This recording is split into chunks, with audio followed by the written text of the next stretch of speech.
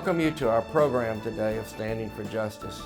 We're fortunate today to have a world-renowned scientist, teacher, professor that has affected health around the world for 4 decades.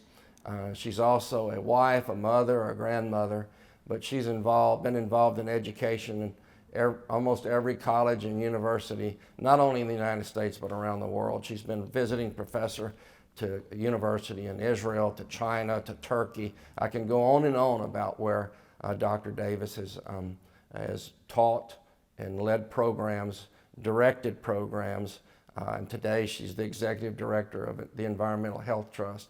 But we're so fortunate to have somebody who's a friend and a world-renowned scientist, Dr. Devra Davis. Welcome, Devra. Thank you so much, Hunter.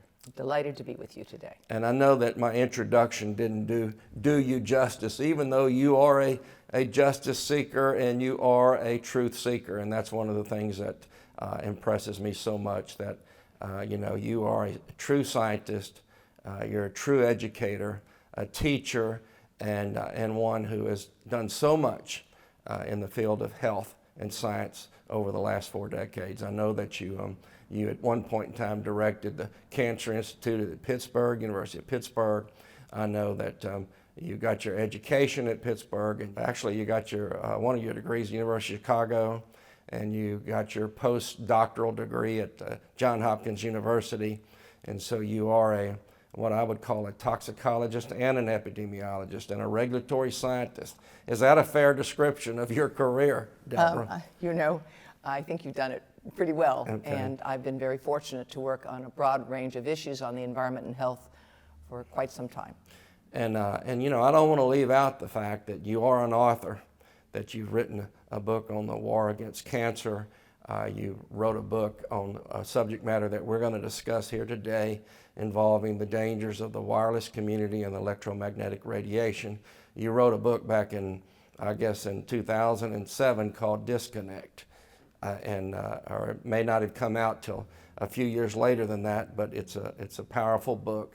And today I'm asking you to discuss this subject matter with you. And I guess you know what I'm talking about. I'm talking about the adverse biological effects on humans from all this wireless radiation that we're receiving. Is that a fair description of your expertise?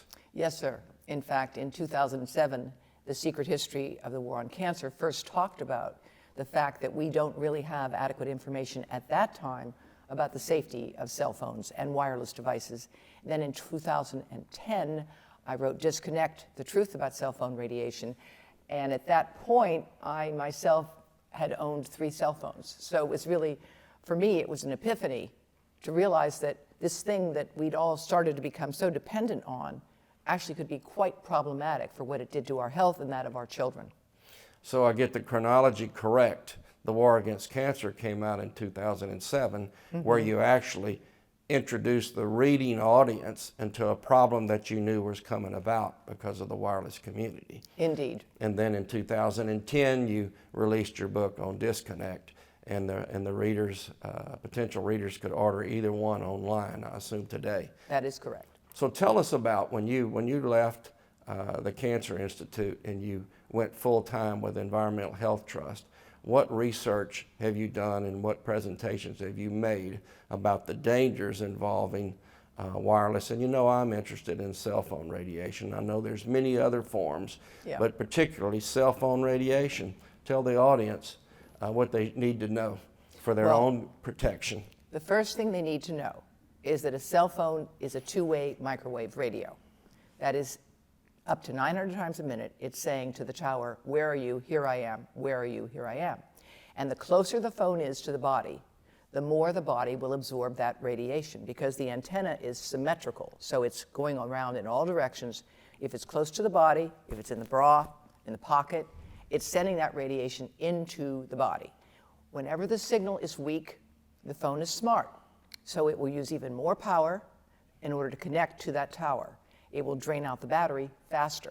So if you're living in a rural area, you're traveling in a car, and you're not going through the car's antenna, then that radiation is going all over the place in this metal box of a car, which is kind of like a microwave oven in that it holds the radiation in it. So if you have to use a phone in a car, put it next to the window. Try to keep your calls as short as possible, and only use it when the signal is really quite strong, because then it doesn't need as much radiation into you or to connect to the signal. So what do you say to those, and I would say naysayers, that say that the frequency of a microwave is so different than the frequency of a phone that there really is no danger? Well, actually, the frequency of the cell phone today and the frequency of the microwave oven is quite similar. It's about 2 billion cycles a second. The difference is the power. A microwave oven is used at about 1,000 watts. That's a lot of power. And you can boil a cup of water in about a minute. A cell phone uses, on average, less than 1 watt of power, so it's much weaker. The power is not the problem, it's the pulse. The signal goes dot, dot, dot, dot, dot, dot, dot, dot, dot. It's very irregular, and it's the irregular signal of the phone, which, by the way, today's phones can have an antenna for voice, an antenna for data, an antenna for videos, an antenna for games. They can have up between 4 to 7 different antennas within a single phone. It's a marvel of engineering. It is. But it also means that you're getting combined exposures. And as I have talked about, and you're well aware, phones are not tested with all of the antennas at the same time operating. They're only tested with one antenna at a time. So the fact of the matter is, yes, the power of the phone is much weaker than the oven. The frequency is similar. The oven uses a continuous signal in order to heat up fat and water in whatever's inside the oven. That's how it works. Well, what's our body? Our body is predominantly water and fat. So our bodies are going to respond biologically. And research that we've done at Environmental Health Trust with people around the world has demonstrated that just 2 hours of exposure can damage sperm quantity, sperm quality, can even damage the DNA inside the brain of rats that are exposed when they're alive. And if you take a petri dish and put cell cultures in it of rat brain or human brain, you can show damage to the DNA from this exposure. And that work has been done by the National Toxicology Program in the United States, the flagship program for testing for every chemical and radiation. And what that program did, with approval of the FDA, was to develop a state-of-the-art $30 million study of rats and mice exposed to cell phone radiation at a level that did not cause heat. And that's important because we know that you can produce heat with microwave radiation. And when you do that, it's a different ballgame altogether. But in this study, it was done over several years, they showed statistically significant evidence of an increase of certain types of cancer that the peer reviewers said was clear evidence of cancer. Clear evidence of cancer. And they showed DNA damage inside the brain, the liver, and the heart of these animals. They also showed damage inside the heart. There's a nerve that was damaged, as well as that's where a very rare cancer formed, and a suspicion of cancer in multiple organs, all from cell phone radiation at levels that did not produce heat.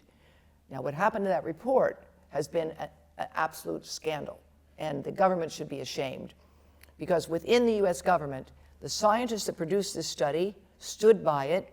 They were under huge attacks for doing that, but the FDA decided that the study was suddenly not relevant. The FDA ordered that study. They approved that study. They were at every step along the way looking at the design of that study. And then when the results came out, which they didn't like, they decided they would reject it. And that's part of our lawsuit, as a matter of fact. Well, let me, and when you say your lawsuit, you and another nonprofit have pursued the FCC in a lawsuit. Is that the Federal Communications Commission? Is that correct? That is correct. The Children's Health Defense Fund and 13 total plaintiffs have joined with us in a lawsuit called Environmental Health Trust et al. Versus the FCC. Okay. Well, I want to go back and I looked at your War on Cancer book that you wrote years ago, and I'm pretty much aware that you've been involved in in health for Americans and for the world for many, many years, that you were involved in the tobacco litigation. You've been involved in various chemical effects on human beings, and so you've given advice to the government and to constituents and to the public in general as to the adverse health effects from wrongful exposures or the wrongful use of tobacco, for instance. But haven't you seen throughout your career historically that either industry or some group that doesn't like the results of science go after the messengers or go after the scientists? And I know there's a term used by the industry called wargaming. Is that what you're seeing now that's happening in the electromagnetic radiation field, in the cell phone cases and the other wireless cases? Is that a fair description of it? As I've documented in the paperback edition to Disconnect, The Truth About Cell Phone Radiation, in 1994, there was a study reported by Henry Lai and Vijay Singh. They looked at the DNA inside the brain of rats, and they showed that, this is 1994 now, they showed that microwave radiation at very low levels, the same levels, by the way, that the phones would go on to use, that microwave radiation could damage DNA and cause it to unravel in the tail, so that it was a comet assay that would measure DNA damage. When that study was done, the industry did three things.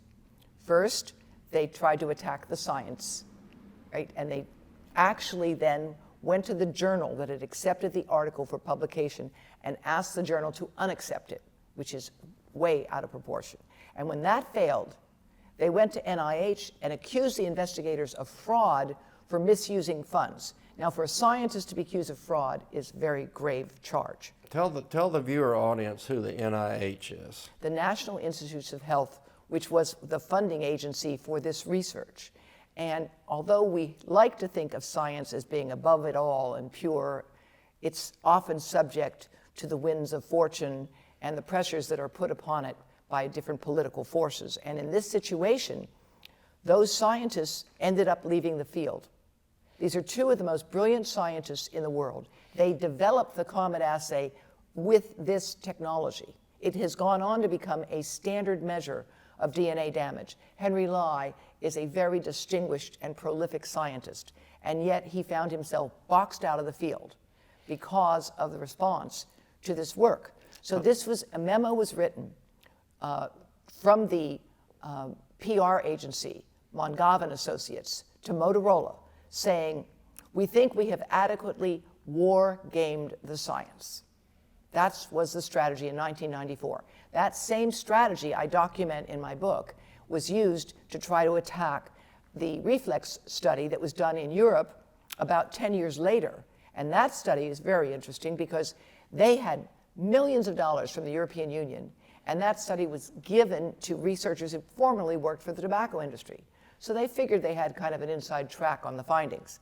And when those researchers looked at a larger study across, I think, 10 different European laboratories, also examining what happens with cell phone radiation inside the brain, they produced findings that there was DNA damage. And the researchers thought it was a mistake.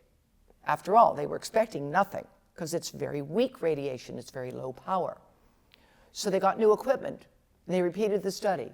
And they repeated the study 3 times, and finally they said, well, there really is DNA damage here.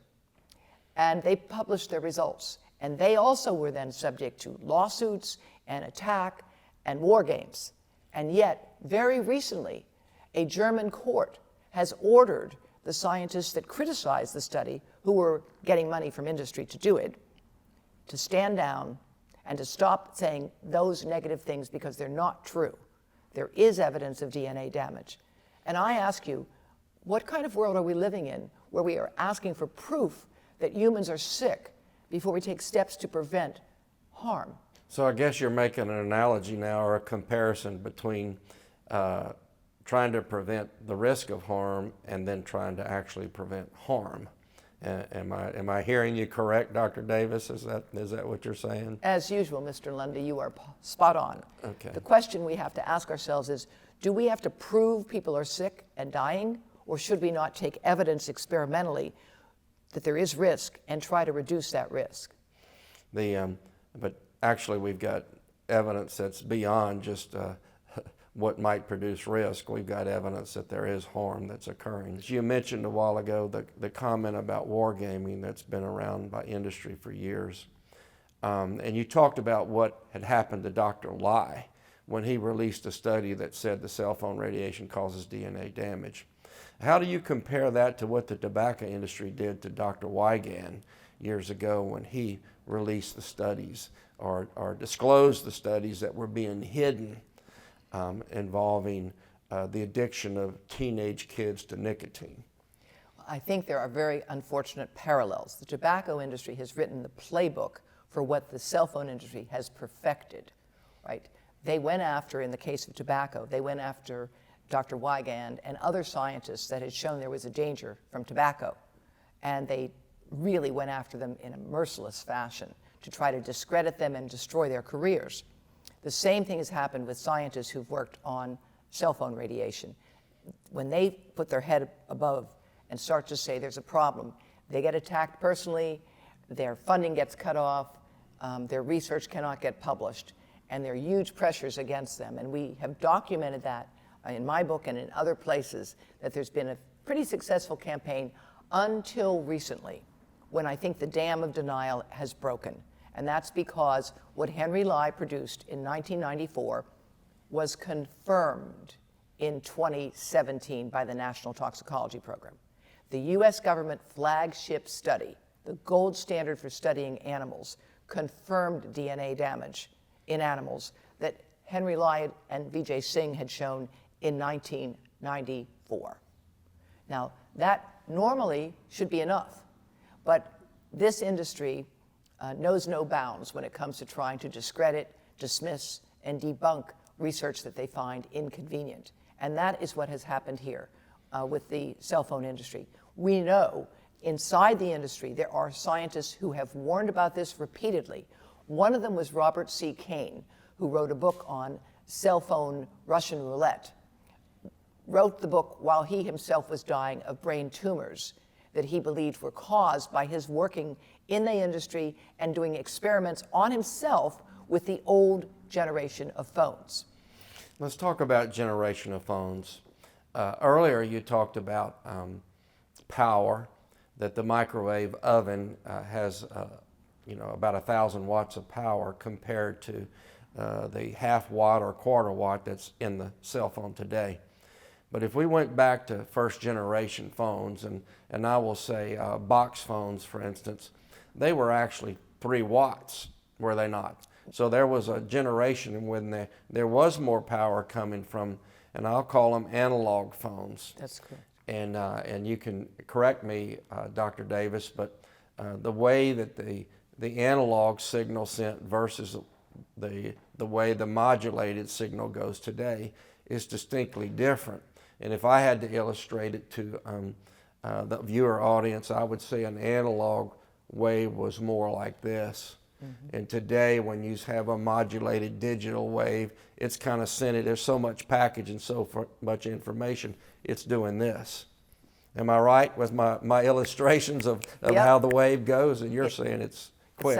It's like, and you can hear them when you measure them with devices, but you can't see them. So unlike tobacco smoke, which is a nasty thing that many of us can be repelled by, this radiation is invisible. And some people can sense it, but most of us cannot. But it has biological effects on everything that's alive, whether it's plants or lower animals or us, our children, our brains, our reproductive systems. These radiations have biological effects, and we know that. We know that at this time. Tell the audience about the development generation by generation, what 1G through 5G means, and then I'm going to ask you some real specific questions about 5G technology. You're quite correct that 1G and 2G, the old analog phones, were very powerful, up to 5 watts, 3 watts. They were really blasting that radiation much more powerfully than current phones. But remember, back in 1993, when these phones were first being introduced, they cost for the phone between $1,000 and $3,000. Back then, it's like $10,000 today. They cost to use them on a monthly basis up to $1,000 a month. So the people who used them tended to be military guys, medical people, ministers, people, the police, people who were at the front lines of needing to be connected. Those people were the first ones in which we see some cancers to have developed. Subsequent generations, 3G and 4G, all G means is generation. So the subsequent generations of phones used frequencies that were sometimes higher and powers that were lower. The frequency is how fast the phone is going, and the power is how much force it has. In addition to the frequency and the power, you have the information content on the wave and the shape of the wave, whether it's positive or negative. There are many different parameters that we can use to measure these signals. What we can say is this: although the power has gone down over time for the phone, the frequency has gone up. And we know that it's not the power, but the pulse that is most biologically important. This is exactly what you just said. It's think of a rubber band. You stretch it once, it's fine. You stretch it 10 times, it might be fine. But after the 10,000th time, it might snap. And what we know is that cell phone radiation weakens membranes. In fact, in the 1990s, a type of radiation that we now use with cell phones was shown to weaken the membranes of the brain and used to put chemotherapy agents into the brain. So if you can put chemotherapy agents into the brain with microwave radiation, what sense does it make to hold a phone right next to the head when we're all of us exposed to various chemicals throughout modern life, and any of those then can be more deeply absorbed into the brain? Studies done at the National Institutes of Health by the director of the National Institute of Drug Abuse clearly showed that just 60 minutes of having a phone on when the subject didn't know whether the phone was on or not resulted in greater absorption into that part of the brain of glucose levels that are higher. Glucose we need to think, to act, to talk, but we don't need extra glucose. And what cell phone radiation does is give extra glucose into that part of the brain that's getting exposed from these phones today. So now we are at what's called 5G. 5G, fortunately, doesn't exist many places at all. In order for 5G to work, you need 5G phones, 5G routers, 5G washing machines, 5G coffee pots, and a lot of modern equipment is being sold 5G enabled. But for it to work, you need to have a 5G capacity, so-called small antenna, every 100 yards or so in an urban environment. And industry says we can't co-locate, we can't add AT&T and Sprint and T-Mobile all to one antenna. We all need our separate ones. So in dense urban areas, you're going to see huge proliferation of up to 1 million new antennas. And each of the 5G antennas has to have the capacity to talk to 3G and 4G for the next 5 years or so, because that's the majority of equipment that's out there now. So it's not just this faster frequency. What is 5G supposed to do? Well, you can download a movie to your wristwatch in 3 seconds. I don't particularly want to watch a movie on my wristwatch. Or frankly, I don't care if it takes me a few minutes. The ideal way to use this technology is to download whatever you want to watch, take the time to do it, then put it on airplane mode while you watch. Streaming and Netflix is one of the worst users of this technology because it's a huge energy hog. Now in China today, they're turning off 5G where they have had it. And why are they doing that? People don't want it, and people are saying, why should I spend all this money on new equipment when in fact it doesn't perform the way it's supposed to? And the Chinese government, which controls everything there, has concluded that 5G antennas are energy hogs. They have data that shows that they need up to 5 times more energy for a 5G antenna than a 4G antenna. Now, 4G antennas can be located on top of buildings far away, ideally, from people. 5G antennas to work have to be located every 100 yards because the wireless 5G signal is so much faster and it cannot travel as far. 3G and 4G signals can travel miles. A 5G signal can travel, they say, 100 yards reliably. You have to cut down trees. It doesn't work well when there's a lot of water in the air. There's all kinds of problems with it. And the Wall Street Journal had a recent article where it raised questions about what are we buying here? And I think what I can safely tell you is this. Industry spends more money advertising 5G than they do studying it. There are no studies showing safety.